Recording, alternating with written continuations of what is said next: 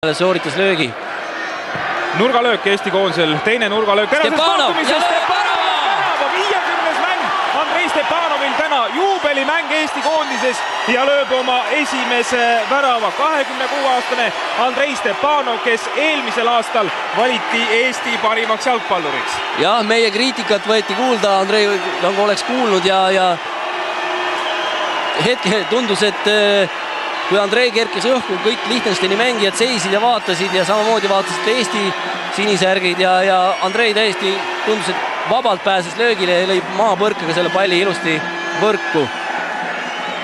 Kui nüüd näidatakse meile kordust ka, et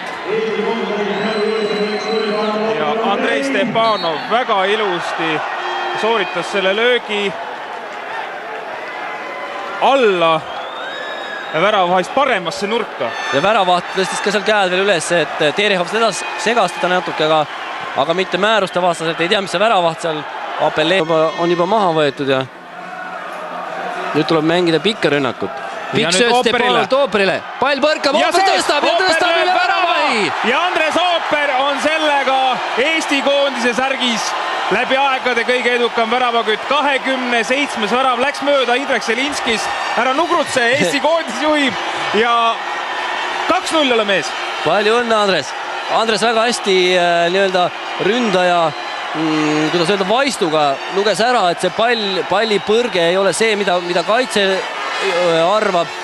Ja kehaga natukene lükkas kaitset ja kaitse vaatas väravaht jäi hiljaks selle palli peale ja Andres vaikse kõksuga lihtsalt suunas palli värava peale.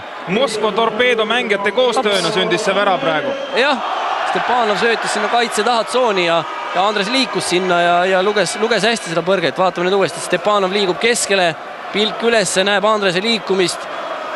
Põrge, kaitse hakkas jah juba blokeerima, ootas, et väravaht tuleb, võtab selle palli ära.